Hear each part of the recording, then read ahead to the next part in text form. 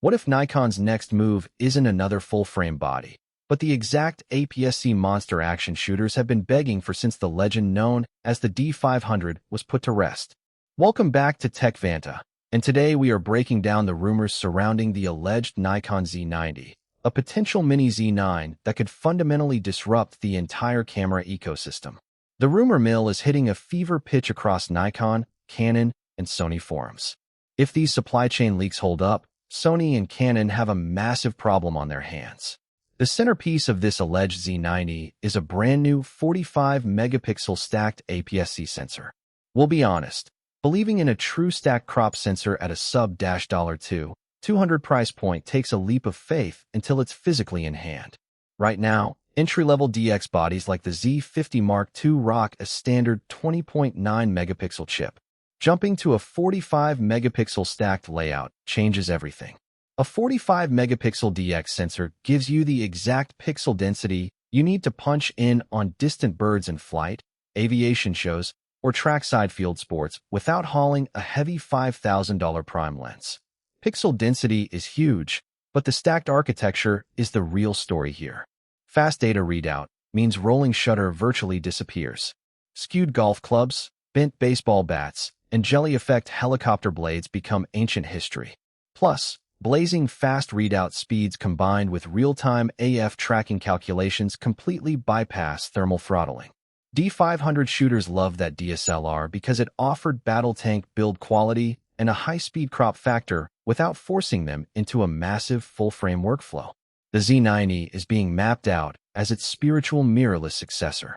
To handle a 45-megapixel stacked sensor, EXPEED processing is the bare minimum. Nikon can't just shove high megapixels onto a sensor and call it a day. Users demand flawless AI subject recognition for deep learning tracking on erratic birds in flight, vehicles, and IAF tracking for unpredictable athletes across chaotic backgrounds. If you shoot action right now, would you trade a slight amount of full-frame dynamic range for a 1.5x crop factor with 45 megapixels and a zero blackout EVF?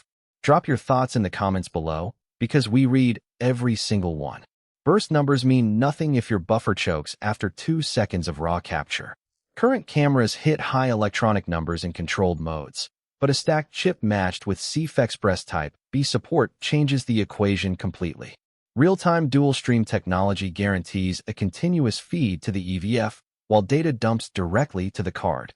Lower-end DX models rely entirely on lens-based VR, but for a flagship daily driver, sensor shift IBIS is non-negotiable.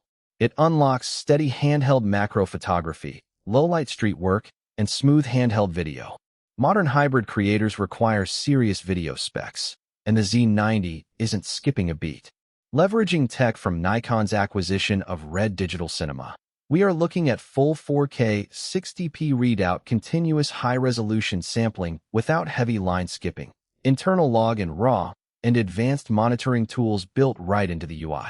A slightly beefier pro-grade body allows for passive heat dissipation during long continuous recording sessions.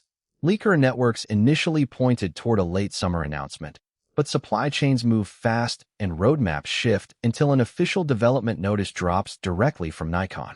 If Nikon targets the rumored $1,999 to $2,199 price point, it instantly becomes the ultimate secondary body for full-frame pros and the dream upgrade for crop sensor enthusiasts. The legendary Nikon D500 might finally get its true mirrorless air. What do you think? Is the Z90 going to rule the wildlife space? Subscribe to Tech VANTA for real-time breakdowns as more supply chain leaks drop.